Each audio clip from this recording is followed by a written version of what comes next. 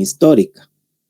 También vamos a examinar los diferentes modos de producción, cómo esas etapas se estructuran y crean una dinámica social a lo largo del tiempo. El otro tema es la teoría de conflicto social, y acá vamos a ver cómo es que Marx y Engels van a identificar la lucha de clases como el motor de la historia. Vamos a ver su visión sobre la sociedad capitalista y cómo es que esto marca a la sociedad por la explotación y la alienación, de lo que ya acabamos de hablar hace un ratito, y cómo es que estas ideas explican esas dinámicas de cambio social y los procesos revolucionarios. Finalmente, vamos a cerrar con el impacto de Marx y Engels en la sociología contemporánea, cómo es que estos estudios sobre la industrialización y las condiciones urbanas influencian los análisis modernos en la desigualdad social y cómo es que estos conceptos han inspirado teorías y debates actuales cuando estudiamos estructuras económicas y dinámicas de poder. Tenemos que tomar en cuenta que Marx y Engels no solo reflexionaron sobre la desigualdad y el conflicto social, sino que también vienen a sentar muy buenas bases para el análisis estructural de la sociedad. Entonces, vamos a dar inicio ahí. Ahí se acuerdan de llenar su asistencia. Vean pues. Nosotros habíamos visto en la slide anterior que la ideología para el marxismo es un conjunto de ideas y creencias que sirven para justificar las estructuras de poder existentes. Eso es lo que acabamos de hablar. Entonces, la sociología del conocimiento va a surgir de ese análisis que ellos hacen primero, ¿verdad? De cómo las condiciones materiales de vida, recordemos que cuando hablamos de condiciones materiales estamos hablando tanto de las cosas como también las formas sociales y económicas en que se relacionan los individuos, ¿verdad? Cómo estas condiciones materiales van a influir en el pensamiento humano. Entonces les voy a poner un ejemplo para que ustedes vayan teniendo una idea. No es lo mismo que yo les hable de un católico de la Opus Dei, ¿verdad? A que les hable de un católico franciscano. Es que no es lo mismo. No es lo mismo, ¿verdad? Tampoco es lo mismo un jesuita de la Landívar, por ejemplo. Estamos hablando de 3 católicos diferentes, ¿verdad? De una misma religión, pero de 3 católicos diferentes. Si nos vamos a otra religión, no es lo mismo un pastor que se siente llamado por abrir el garage de su casa y pone 10 sillas a una iglesia evangélica presbiteriana, por ejemplo. No es lo mismo. Ni tampoco es lo mismo una mega iglesia de la teología de la prosperidad, ¿verdad? No es lo mismo. Son evangélicos y tienen la misma religión, pero no estamos hablando de las mismas ideas. Entonces, cuando nosotros leemos a Marx, ya nos podemos poner a pensar que todas estas ideas tienen ciertas intenciones, ¿verdad? Porque, por ejemplo, no es lo mismo, no tiene la misma necesidad o intención el pastor que abre su garage, ¿verdad? Que Cash Luna, porque, por ejemplo, Cash Luna necesita mantener un jet, un helicóptero, ¿verdad? Mientras que el otro pastor no necesita eso. Entonces, las ideas van a ser diferentes, ¿verdad? Entonces, este enfoque marxista, en este contexto que les doy, lo que hace es que nos revela de que las ideas no son independientes. La idea de alabar a Dios no es algo independiente porque depende de ciertas situaciones, ¿verdad? Sino que estas ideas lo que van a hacer es que van a responder a ciertos intereses y a ciertas necesidades de quienes ostentan el poder, en este ejemplo de las iglesias, porque, por ejemplo, el pastor que abre su garage va a ostentar un cierto poder en esa iglesia pequeña y Cash Luna ostenta un cierto poder en su mega iglesia. Entonces, los intereses y las necesidades de ambos van a depender de ellos, de los que ostentan ese poder en esa iglesia. Y que conste que yo no estoy diciendo que tener una religión es malo, solo les estoy tratando de explicar un ejemplo con algo como alabar a Dios, por ejemplo. Cómo es que una fe responde a ciertas relaciones de poder. ¿Ok?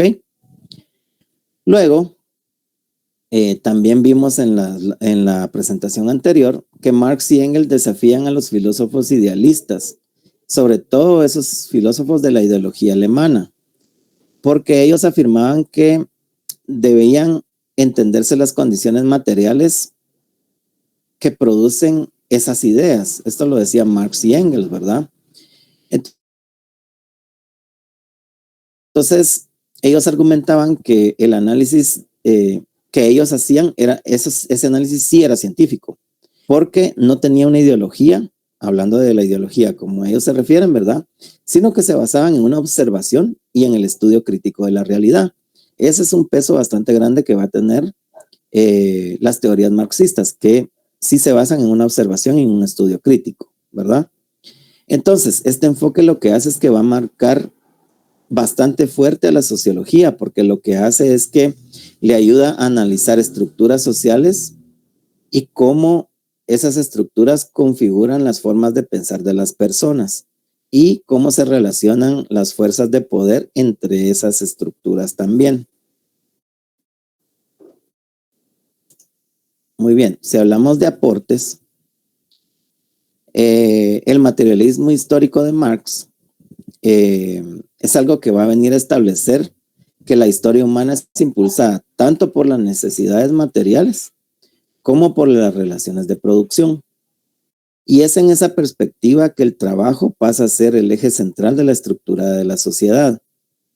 Eso es en esa parte marxista, ¿verdad? Entonces, para Marx, las fuerzas productivas, como por ejemplo la tecnología, y las relaciones de producción, como por ejemplo la propiedad privada, van a interactuar directamente para generar cambios históricos. Un ejemplo que les puedo dar ahí es, por ejemplo, cuando hablamos del feudalismo.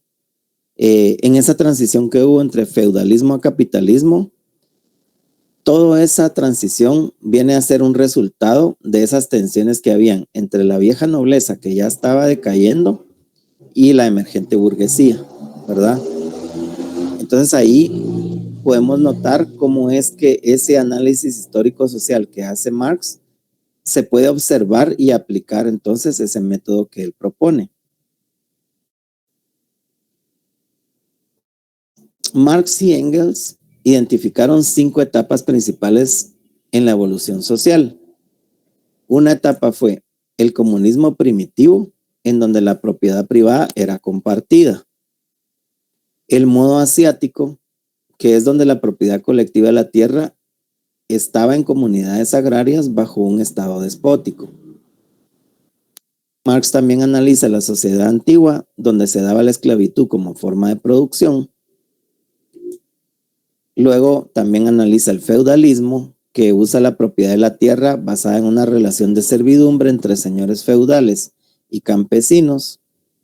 Y por supuesto, ¿verdad?, que llega al capitalismo con la propiedad privada y la acumulación de capital. Entonces, cada etapa va a tener su modo particular de producción y distribución de los recursos. Y aquí quiero que noten algo. Si ustedes se dan cuenta, aquí Marx, ahorita le voy a dar la palabra, ¿o quién me dijeron aquí? Hoy no estoy en compu, no tiene cámara. Ah, va, gracias Lisbeth, muy amable, gracias por escribirme ahí. Pues les quiero explicar algo. Noten ustedes cómo es que Marx y Engels empiezan a hablar de comunismos anteriores y del manejo de los medios de producción, de la tierra, etcétera, ¿verdad? Y las formas que tenían de producción desde tiempos anteriores para llegar hasta donde ellos quieren, que es teorizar sobre el capitalismo. Algo similar, se recuerdan ustedes, en el positivismo hizo también Comte. que él empezó a notar atrás de él cómo es que la gente tenía ciertos pensamientos, y es donde él hace su ley de los 3 estados, ¿se recuerdan? Entonces él obviamente empieza con el estado teológico, el estado, se me acaba de escapar el otro estado, y va a caer al estado positivista, que es el que él quiere desarrollar, ¿verdad? Pero como todo buen sociólogo, ¿verdad? Como todos buenos sociólogos, lo que hacen es que generan un contexto previo. Entonces, esto va a suceder mucho con un sociólogo. Cuando ustedes hablen con un sociólogo ustedes le preguntan, mira, ¿por qué es que hay mareros? Un sociólogo riguroso no les va a decir, es porque los jóvenes no quieren, solo se quieren dedicar a la vagancia. Ese no es un sociólogo riguroso. Un sociólogo riguroso lo que va a hacer es que les va a dar un contexto previo del problema, ¿verdad? Les va a decir, miremos cuándo es que empezó este fenómeno de las maras. ¿En dónde empieza? Empieza en Estados Unidos. ¿Por qué empieza ahí? ¿Qué tienen que ver las modas con las maras? Si ustedes notan, para una persona que pertenece a una mara, la moda es importantísima. Porque así nació esa corriente, ese fenómeno, ¿verdad? Y el sociólogo les va a empezar a dar todo un contexto. Luego les va a decir, bueno, ¿qué otros problemas sociales están relacionados con este fenómeno? La pobreza, la desigualdad. ¿Qué otros problemas sociales hay ahí inmersos en este problema? Entonces, eso es lo que pasa cuando uno habla de un tema como sociólogo, es eso, ¿verdad? Tienes que ver hacia atrás y luego tienes que poner en contexto lo que está sucediendo aquí enfrente. Y es precisamente como nace la sociología con Comte y cómo se va desarrollando más y más con más teóricos, y ya lo vamos a ver después también. Lo hace Weber, lo hace Durkheim, todos los demás hacen lo mismo, ¿verdad? Porque es importante ese contexto. Muy bien. Para Marx, la historia es la historia de la lucha de clases. O sea, cuando ustedes oigan hablar a Marx de historia, quiero que sepan que para él la historia es la historia de la lucha de clases. ¿Ok? Esa es para él, esa es la historia. O a eso se está refiriendo él. Y esa lucha de clases donde están definidas por la relación con los medios de producción. Además, ¿verdad?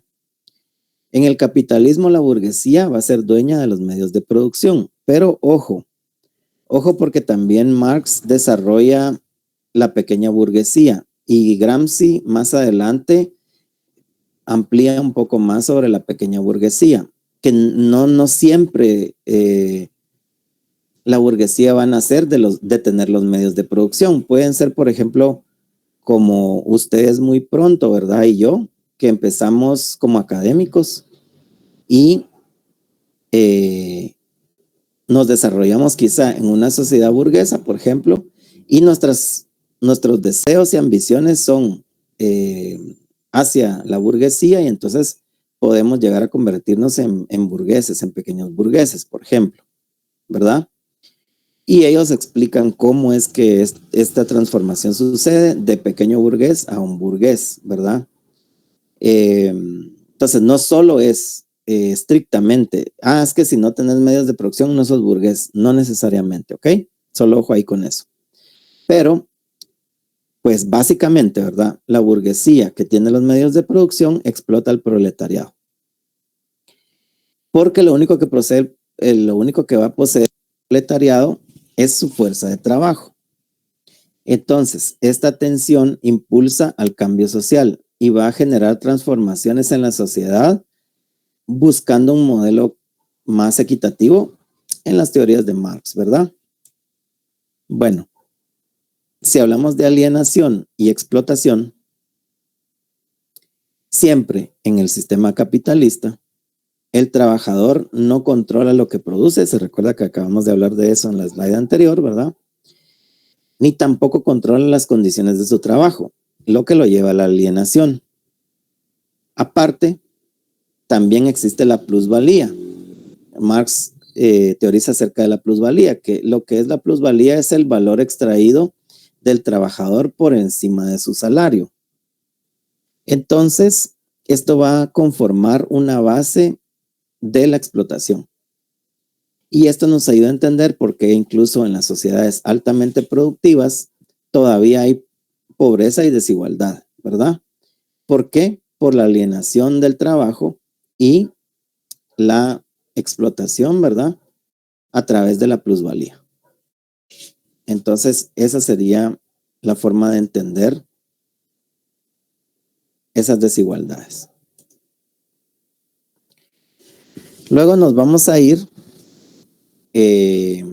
hablando de que en el estudio sobre las clases obreras en Inglaterra, ya más adelante, ¿verdad?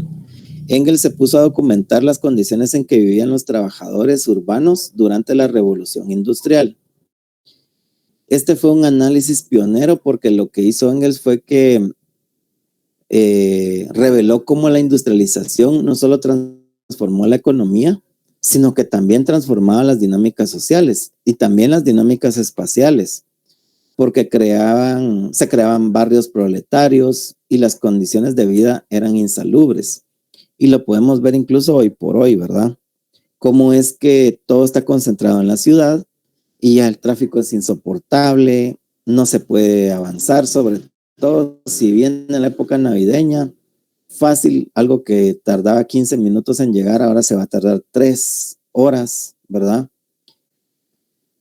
Y cómo eso afecta las condiciones de vida de las personas. Si ya se miraba en ese capitalismo, en esa revolución industrial en la que vivía Engels, imagínense ahora, pues es algo que desde antes ya se empezaba a vislumbrar, ¿verdad? Y me imagino, yo no soy urbanista, pero me imagino que los urbanistas agarran este tipo de teorías para poder entender cómo es que se desarrolla todo este conflicto urbano.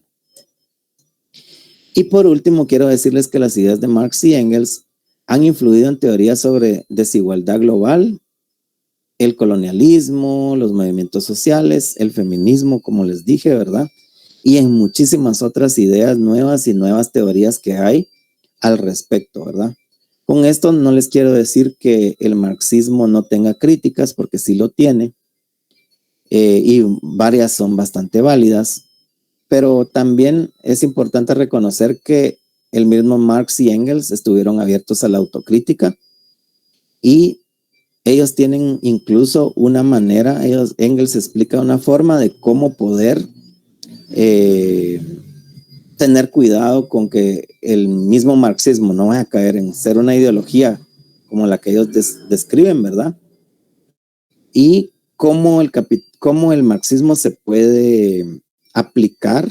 Él dio una base, ¿verdad? De cómo se puede llegar a aplicar en otras formas nuevas de capitalismo que pudieran haber. Entonces, eso es lo que les quiero decir sobre el capitalismo, el marxismo, y quería preguntarles si tienen alguna pregunta, ¿cómo les pareció?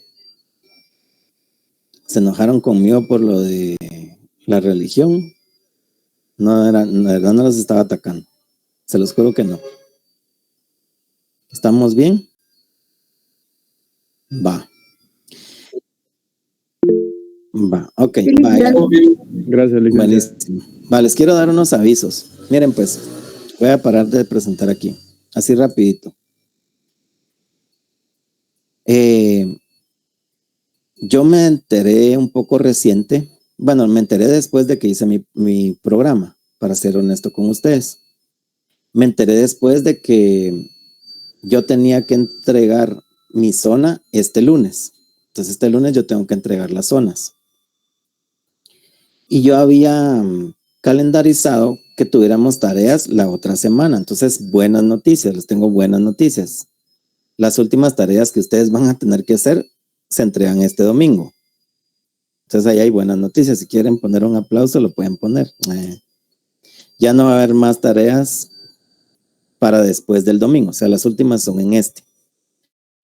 Entonces, tengo una idea, porque Yo, si ustedes se fijan en las primeras tareas que ustedes entregaron, les puse 3 puntos, ¿verdad? Y yo tenía más tareas para la siguiente semana. Entonces yo les traigo una propuesta, pero quiero ver qué les parece, ¿verdad?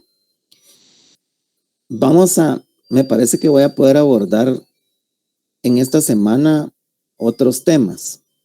Me parece que voy a poder abordar 2 temas más, porque necesito avanzar.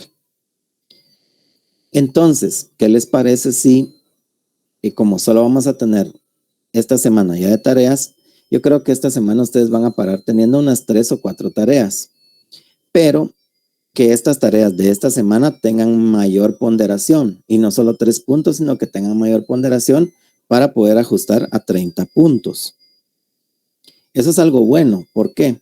Porque si alguien no pudo entregar tareas la semana pasada, porque algunas personas que me escribieron, ¿verdad que sí? Algunas personas que me pusieron, mire, es que yo no vi que había otra tarea. Bueno, solo perdieron 3 puntos, pero ahora en adelante se pueden reponer bastante porque estas tareas van a tener una mejor ponderación. Y no van a ser, y yo les iba a dejar, digamos, les iba a poner 3 esta semana y otras 3 la semana siguiente, pero entonces vamos a dejar un máximo de 4 para esta semana, o tal vez incluso queden solo 3, depende cuánto tiempo nos dé, ¿verdad? Pero digamos, un máximo 4, pero con una mejor ponderación para reponer esa ponderación de la semana siguiente. Yo pienso que va a ser un apoyo bastante grande porque si bien nos vamos a esforzar esta semana, vamos a quedar bastante libres la que viene, ¿verdad? Yo voy a entregar buenas zonas y vamos a estar todas y todos aliviados de que todo fue bien, ¿verdad? Sobre todo las personas que me preocupan, unas personas que sacaron bajito en el examen parcial, que fueron poquitas, ¿verdad? Fueron poquitas, como 4, pero estas personas se van a poder reponer si se ponen bien las pilas con estas tareas de ahorita. Entonces, por favor, ya no quiero ahí que me pongan en el chat, mire que yo no sabía, que disculpe, que yo no vi las tareas. Bien, bien atentos y atentas al Classroom. Si ustedes miran 2 tareas, no se queden con, bueno, pues entonces el link, estas las va a ponderar bastante grandes porque solo 2 nos dejó. No, sean curiosas y curiosos y métanse y encuentren las demás porque seguro que sí van a ver más conforme vayamos avanzando los temas. De hecho, yo quiero revisar ahorita, antes de que se me vayan a ir, quiero revisar el Classroom de ustedes y yo estoy casi seguro que sí ya hay 2 tareas. Esta de ahorita, sí.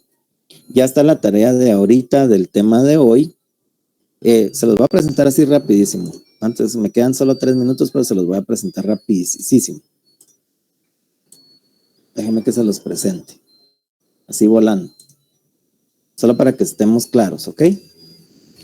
Entonces, tenemos que, solo para que ustedes también apoyarlos más. Esta es la tarea del tema de hoy, ¿verdad? Los demás temas no tienen tarea, entonces no se preocupen. Hay más lecturas, pero las que ustedes tienen que hacer para la tarea es esta, que dice lectura 5C.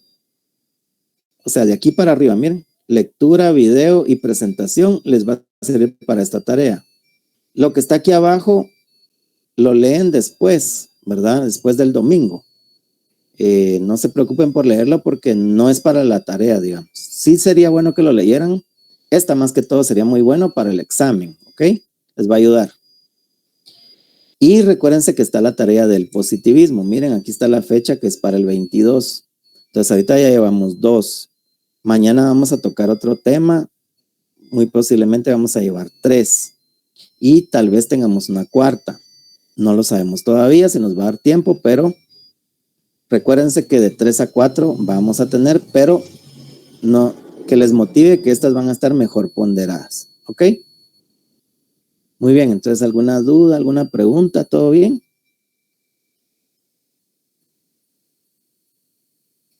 Por ahora todo bien, licenciado. Gracias. Muy bien, entonces, buena noche, que les vaya bien en su próxima clase. Buenas noches. Buenas noches.